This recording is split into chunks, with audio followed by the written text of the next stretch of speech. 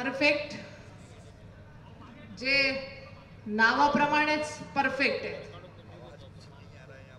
आणि गेल्या 10 वर्षापासून वेगवेगळ्या क्षेत्रात मदत घेत म्हणजे टेक्नॉलॉजीची पण मदत घेत परफेक्शनच्या दिशेने ज्यांचं काम चाललंय असे सर्व परफेक्ट कृषी मार्केट यार्डातले सर्व मान्यवर, खास करून ह्या कार्यक्रमाचे आयोजक बापूसाहेब पिंगळे, सोमनाथजी निमसे, दीपक भाऊ पिंगळे, देवीदासजी निमसे आणि ज्या कार्यक्रमाला आवर्जून हक्काने आम्ही आग्रह धरला की ते कधीच नाही म्हणत नाही आणि नाशिक जिल्ह्यावर विशेष प्रेम असणारे आदरणीय केंद्रीय राज्यमंत्री आणि रेल्वे देणारे मंत्री आदरणीय दानवे साहेब यांचा आपण जोरदार टाळ्यांनी नाशिककर म्हणून स्वागत करूया। दादा तुमचे धन्यवाद, कारण न मागता दादांनी रेल्वेच्या बाबतीत खूप चांगला नाशिककरांना न्याय पण दिला आणि भविष्यातही आम्ही अपेक्षा धरतो की ज्या राहिल्या आहेत रेल्वे, मला बऱ्याच जणांचे फोन आले की दादा येणार आहेत, तर जे स्टॉपेज बाकी आहेत तर तेही या माध्यमातून आपण त्यांना विनंती करूया। मंचावर उपस्थित आदरणीय आमदार राहुल भाऊ डिकले, आदरणीय आमदार सीमाताई हिरे, आदरणीय आमदार देवयानीताई फरांदे, आदरणीय शहराध्यक्ष प्रशांत भाऊ जाधव, माननीय आमचे प्रवक्ते लक्ष्मण सावजी, माननीय धुळ्याचे महापौर नाना करपे, नाना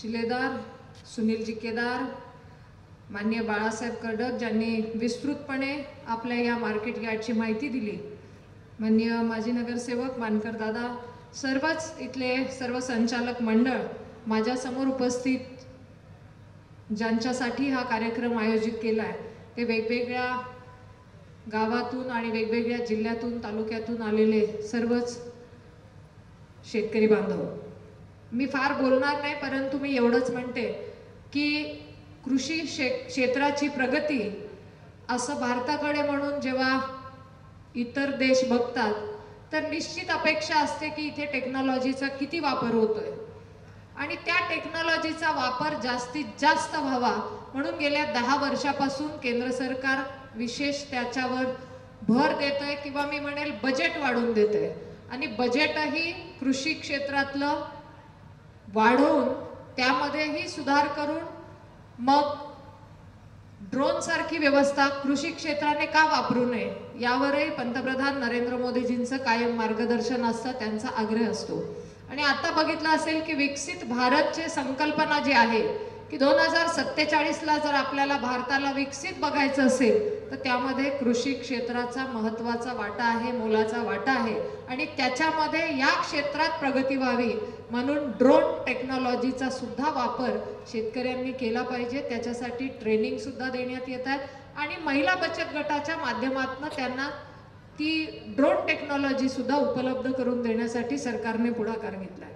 नक्कीच मी पिंगळे साहेबांचा त्यांच्या टीमचं विशेष आभार मानते, अभिनंदन करते की परफेक्ट नावाप्रमाणे या क्षेत्रात परफेक्शन येण्यासाठी शेतमाल पिकला तरी त्याचं मार्केटिंग चांगलं झालं पाहिजे, मार्केटिंग झालं तर तो फायदा शेतकऱ्यांना होतो आणि मला वाटतं त्या दिशेने त्यांनी पुढाकार घेतला आणि प्रायव्हेट सेक्टरनी पण त्यांचा एक प्रकारचा मी म्हणेल सहभाग दिला पाहिजे, तो त्यांनी देण्यासाठी कायम पुढाकार ठेवला। मला वाटतं खूप महत्त्वाचं त्यांनी एक उदाहरण दिलंय, तर मी नाशिक जिल्ह्याची कन्या म्हणून आदरणीय पिंगळे साहेबांचं अभिनंदन करते की त्यांच्या या यशामुळे आज वेगवेगळ्या ठिकाणी मग राजस्थान असेल, राजस्थानमध्ये 2, गुजरातमध्ये 2, महाराष्ट्रात 2 आणि फक्त इथेच नाही तर दुबईला सुद्धा त्यांनी ही झेप पुढे नेलेली आहे। एक भारतीय शेतकऱ्याचा मुलगा चांगलं काम या क्षेत्रात परफेक्ट दृष्टीने करू शकतो याचं उदाहरण त्यांनी मला वाटतं आपल्या समोर ठेवलंय। मी या क्षेत्रात काम करणाऱ्या प्रत्येकाला एवढंच म्हणेल की या बेस्ट प्रॅक्टिसेस आहेत।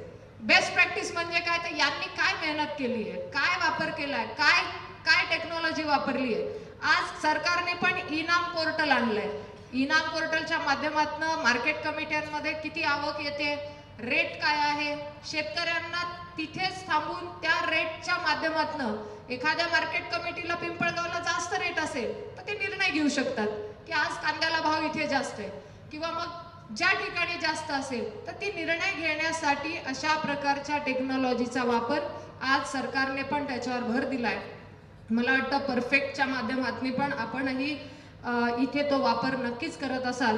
या परफेक्टच्या दृष्टिकोनातनं चांगला इफेक्ट आम्ही कृषी क्षेत्रात बघतो आहोत. तुम्हाला शुभेच्छा देताना मी एवढंच म्हणेल की याचा खूप चांगला इफेक्ट भविष्यात नक्कीच कृषी बांधवांना, आमच्या शेतकऱ्यांना मिळेल. आणि आजकाल आपल्याला मार्केटिंग सारख्या क्षेत्रात जास्त लक्ष देऊन काम करणं गरजेचं आहे. आम्ही जेव्हा द्राक्ष उत्पादक, कांदा उत्पादक म्हणून नाशिक जिल्ह्याची ओळख देतो तर नक्कीच नवीन व्हरायटी असतील, द्राक्षाच्या देखील नवीन व्हरायटी असतील, त्याच्यातले शुगर कंटेंट असतील, ज्या देशांना जे अपेक्षित आहे ती त्या प्रकारची क्वालिटी तिथे देणं आज आपल्याला चॅलेंज असतं आणि ते चॅलेंज स्वीकारून आमचे शेतकरी बांधव ते उत्पन्न घेत असतात. मला असं वाटतं की त्या बाबतीतही जास्तीत जास्त मार्गदर्शन करण्यासाठी आपल्यासारख्या ज्यांनी अनुभव चांगले घेऊन प्रायव्हेट सेक्टरमधून काम केलंय तर मला वाटतं त्यांनीही मार्गदर्शन करण्याची गरज आहे.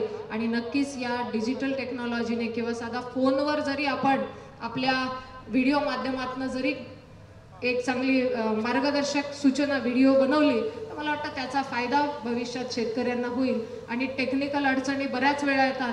मान्य दादांचं मी इथे आभार मानते की मलाही दिल्लीत जेव्हा जेव्हा अडचणी येत असतील नाशिक जिल्ह्याच्या शेतकऱ्यांविषयी किंवा इतर प्रश्नांविषयी, मग तो कांद्याचा असो, द्राक्षाचा असो, तर माझ्या हक्काचं म्हणून आदरणीय दादासाहेब नेहमी पुढाकार पण घेतात आणि पियुष गोयल साहेबांना भेटण्यासाठी त्यांचाही विशेष आग्रह असतो.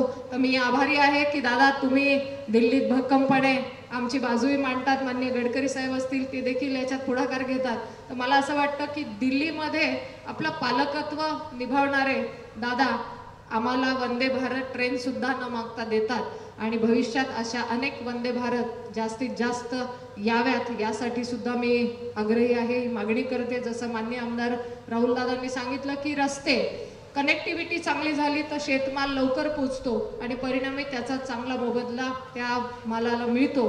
मला असं वाटतं की आज रस्ते, हायवेज, रोड कनेक्टिव्हिटी आणि एअर कनेक्टिव्हिटीमध्ये सुद्धा नाशिक जिल्ह्याची मध्यंतरी आम्ही माननीय ज्योतिरादित्य सिंधिया केंद्रीय मंत्री विमान सेवा त्यांच्या माध्यमातून एक मीटिंग घेतली होती आणि कार्गो सेवा इथली जास्तीत जास्त बळकट करावी. कार्गो सेवेच्या माध्यमातून आपला इथला शेतमाल इतर देशांमध्ये पोहोचवण्यासाठी मदत करावी.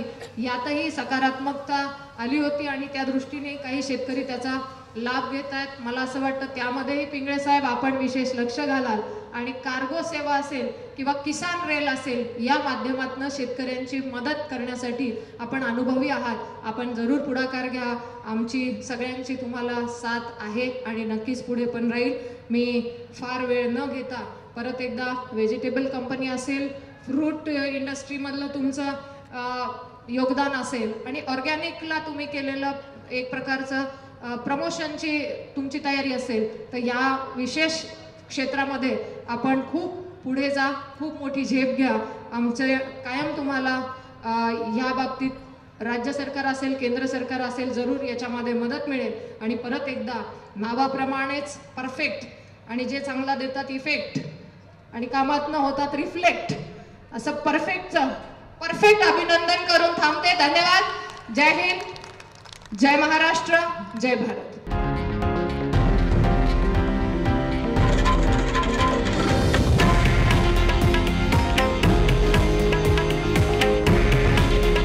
हे आहे देशातील नंबर 1 न्यूज नेटवर्क आणि आपण पाहत आहात TV9 मराठी.